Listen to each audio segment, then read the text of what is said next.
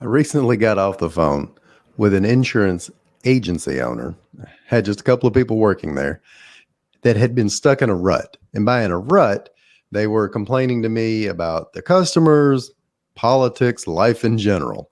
We started getting to the root of the issue. What's wrong? Well, just folks don't do what they say they do. They don't act the way they were supposed to anymore. And when we really started having the conversation, realized that part of their plateau had come from them just being stuck in what they had always done.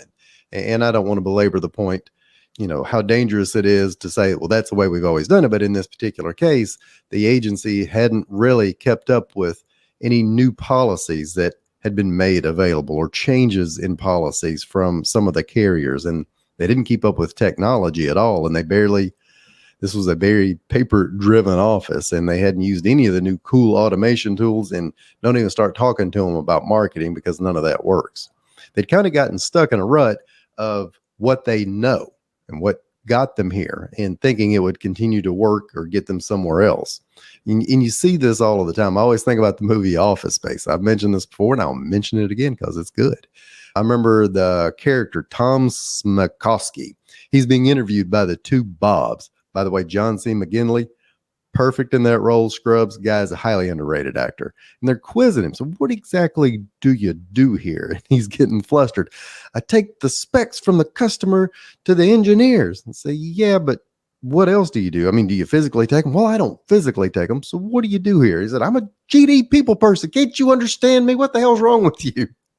Then he blows up, exits, and he gets fired later. He had not worked on his skill set. He just kind of relied on what he knew forever. So going forward, what's your plan? If you're just a busy professional, if you're a busy professional trying to learn more about career capital, or if you're a startup, or if you're an existing business owner, these are the things you need to consider. Career capital being that key word. I stole that from Cal Newport, author of Deep Work and several other good books. But the idea is that you're not just relying on what you know, you're spending time and effort working on yourself, working on your skill set. And that's kind of a lost art these days. We love to bounce around from item to item and really trying to get good at stuff, not just a couple of things, a broad range of things. So one of the things you need to do is read some books you wouldn't normally read. And by books, I mean books.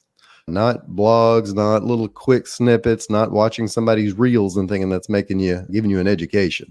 Great book example. And I say read, I listen on Audible, Range, Why Generalists Triumph in a Specialized World, which kind of goes against the status quo telling you that you need to get hyper niche and that's all you do. And I do love a good niche, but the guy lays out case study after case studies of where people have a broad range of interests and they develop skills in all these different areas and how that helps them, cross pollinate, so to speak. And he uses a lot of athletes. So a lot of the major athletes that we look up to played a wide variety of sports growing up. Right now, we're making all the kids specialize.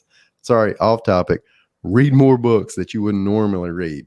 Hang out with people you wouldn't normally hang out with. If you want to gain more industry knowledge, go to more trade shows, join the trade association, join in groups where other successful people in your industry are doing stuff and listen to what they are doing and learn something new in your business, in your job that kind of scares you a little bit. It took me forever to get on board with dealing with Facebook ads because it was just so overwhelming. And I still don't run a ton, but I'm comfortable with it now. And that's a skill set that I can add that helps my clients. Or for some of you, it's dealing with anything financial. So do a cash flow projection, even if you do it wrong.